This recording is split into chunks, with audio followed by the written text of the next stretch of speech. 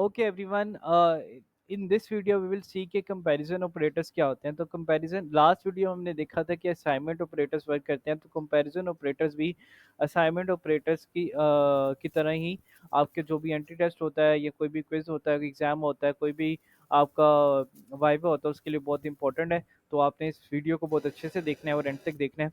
अच्छा, तो सबसे पहले बात कर लेते हैं ए इक्वल इक्वल ए। इसका मतलब क्या है कि ये अब आपने याद रखना है कि किसी भी प्रोग्रामिंग लैंग्वेज में डबल इक्वल का मतलब होता है उन दो वेरिएबल्स या दो चीज़ों को कंपेयर करना। अब हम देखते हैं कि डबल इक्वल का मतलब है कि ए की वैल्यू क्या ए ही के इक्वल है।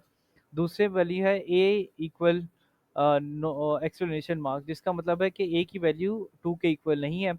ए ग्रेटर देन टू, यानी कि क्या ए की वैल्यू दो से बड़ी है। उसके बाद ए लेस देन टू, क्या दो ए की वैल्यू दो से छोटी है। ए ग्रेटर इक्वल टू टू, ठीक है। इस चीज़ को मतलब आपने समझना है कि ए ग्रेटर इक्वल टू टू का मतलब ये है कि या तो ए की वैल्यू टू के इक्वल होगी या उससे बड़ी होगी, दो से कम नहीं हो सकती। इसी तरह a less than equal to two के या तो ए की वैल्यू जो है दो के इक्वल होगी या दो से लेस होगी। तो इसको हम लोग पाइथन पे देख लेते हैं। तो मैं क्या करता हूँ कि मैं एक न्यू फाइल बनाता हूँ। अ,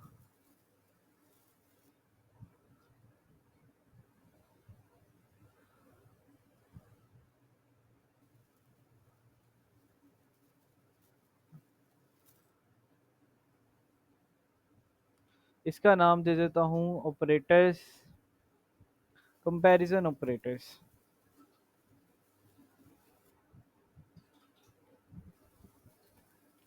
ठीक है।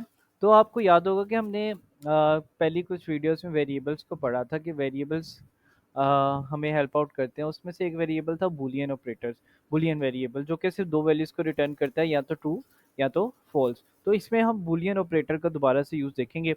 तो सबसे पहले हम देख लेते हैं ए इज इक्वल टू 5 एक चीज़ रखते हैं। तो हम कहते हैं कि क्या ए इज इक्वल इक्वल टू 5 है। तो बुलियन ऑपरेटर की खासियत यह है कि जब आप उसको प्रिंट करते हो तो अगर बात ठीक है तो उसको ट्रू प्रिंट करवाते हैं या उसको फॉल्स।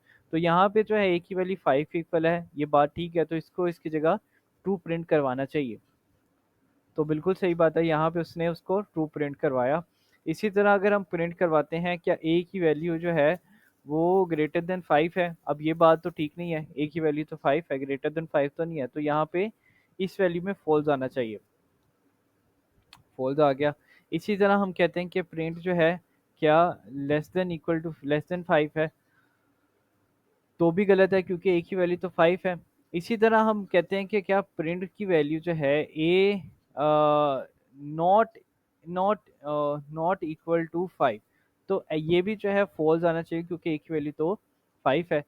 तो इसको हम रन करते हैं तो यहाँ पे भी फॉल्स आ गया। तो ये कुछ ऐसी चीज़ें थी जिसमें हमने कंपैरिजन ऑपरेटर्स को पढ़ा। अब आपने क्या करना है कि आप इसका एक स्क्रीनशॉट भी ले सकते हैं और आपने इन सारे जो ऑपरेटर्स को है वन बाय वन टेस्ट करना है और अपनी वैल्यूज़ के साथ टेस्ट करना है। ठीक है, इस वीडियो में इतना ही। सी इन द नेक्स्ट वन।